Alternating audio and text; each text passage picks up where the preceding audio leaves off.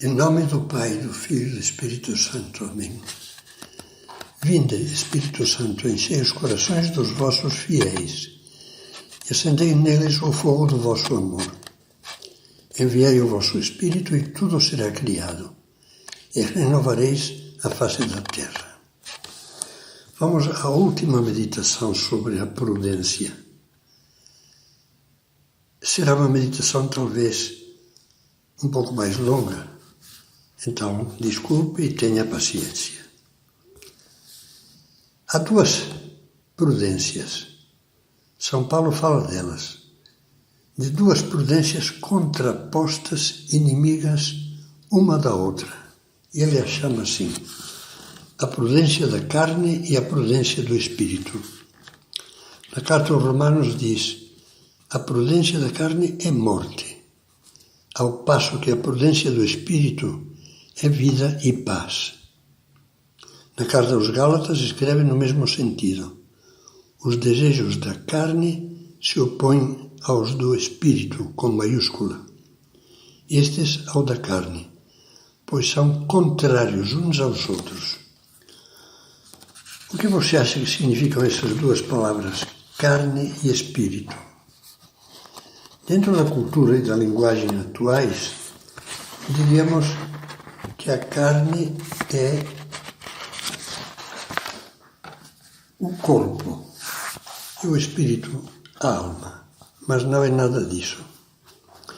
Na linguagem de São Paulo, que é linguagem bíblica e ao mesmo tempo a linguagem da fé cristã, carne significa o ser humano inteiro, corpo e alma, quando está privado da graça de Deus e vive atrás dos seus desejos egoístas.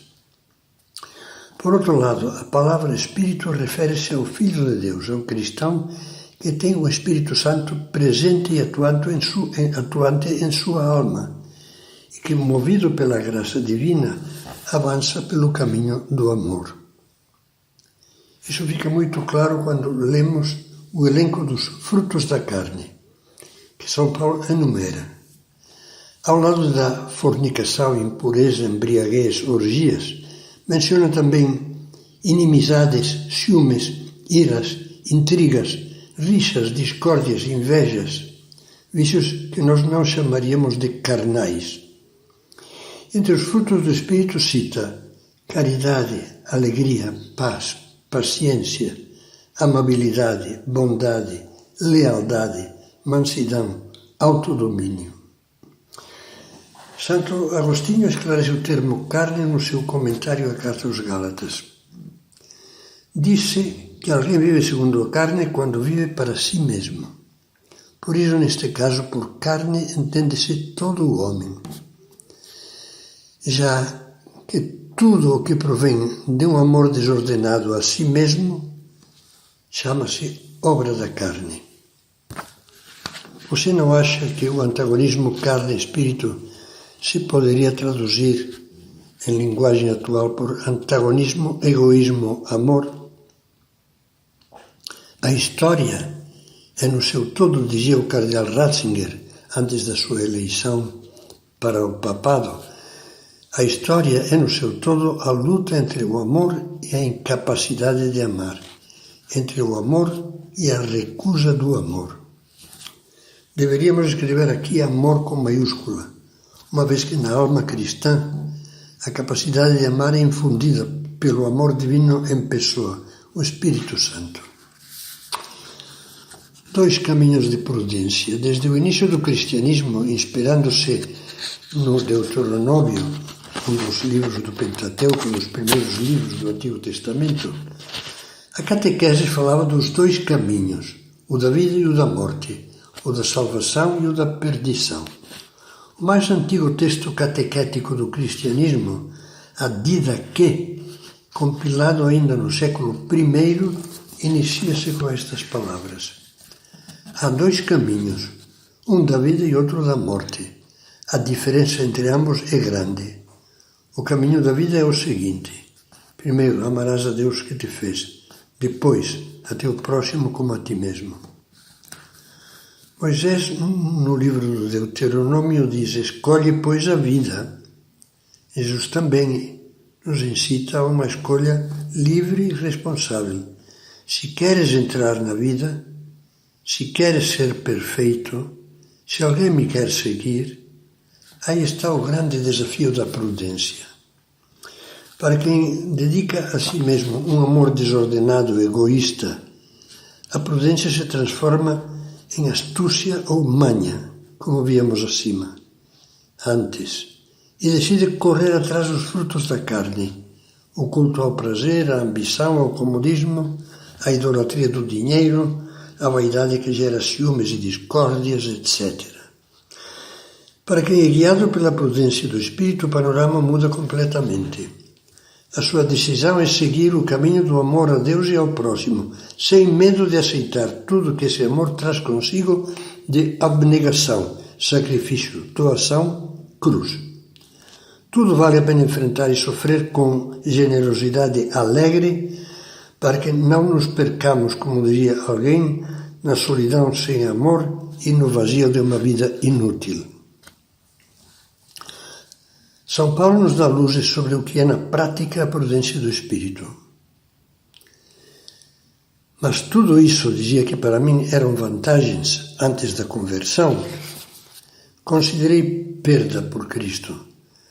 Na verdade, julgo como perda todas as coisas, em comparação com esse bem supremo, o conhecimento de Jesus Cristo, meu Senhor.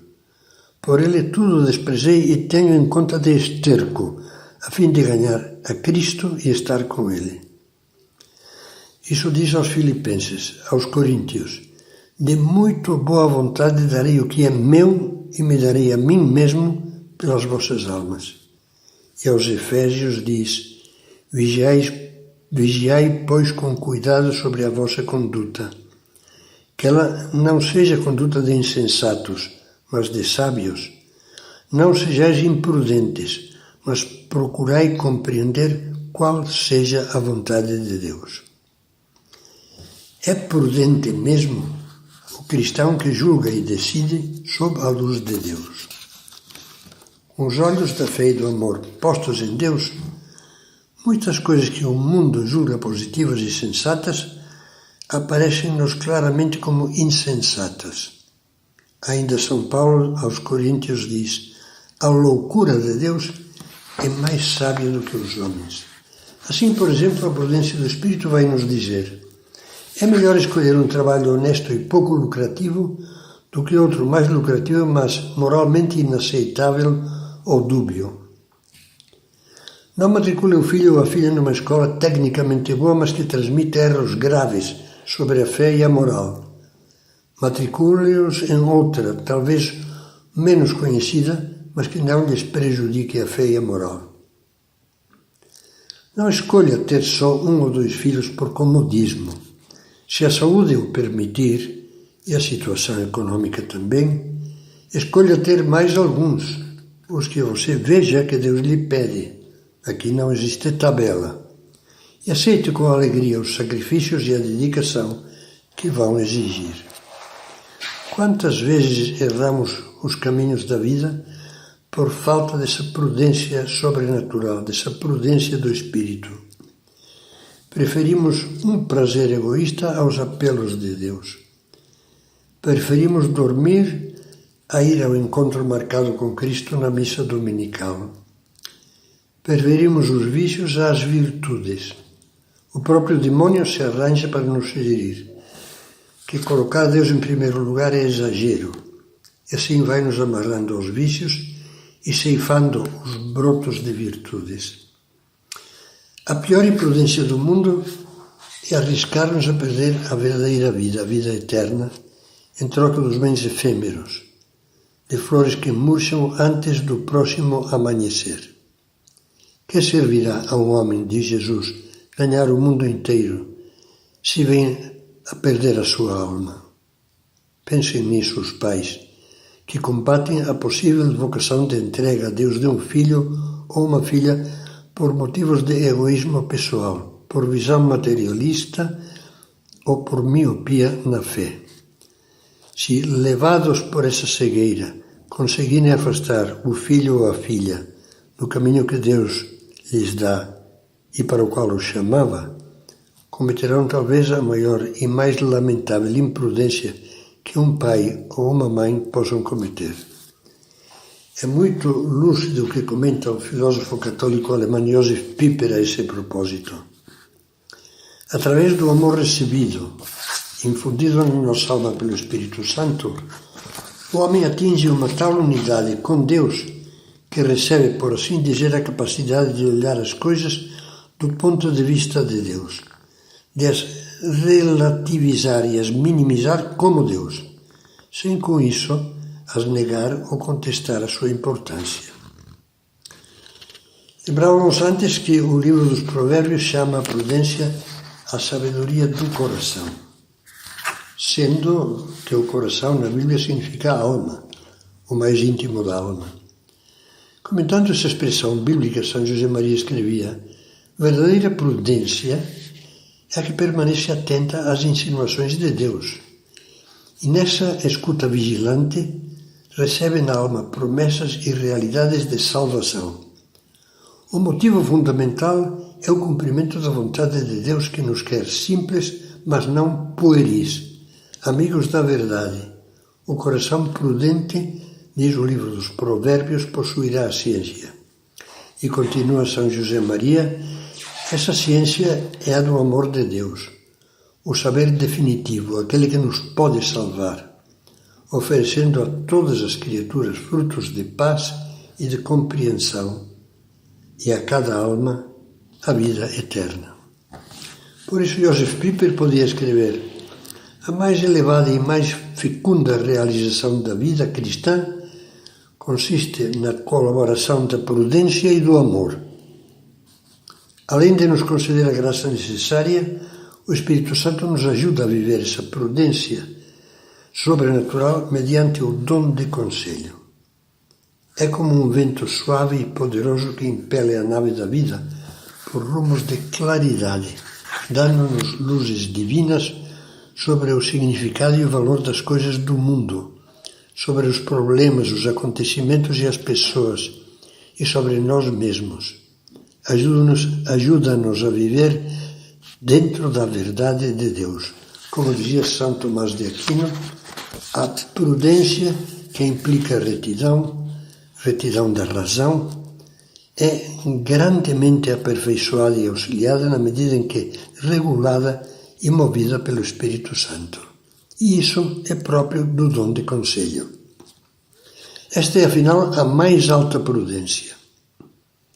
Caminhar pela senda do amor sob a luz da fé e seguindo os passos de Cristo para viver o ideal que São Paulo propõe a todos os cristãos como máxima prudência. Uma frase da carta aos Efésios que vai ser a conclusão desta meditação e de toda esta série. Sede imitadores de Deus como filhos muito amados e caminhai no amor, como Cristo nos amou e se entregou a Deus por nós como oferenda e sacrifício de suave odor.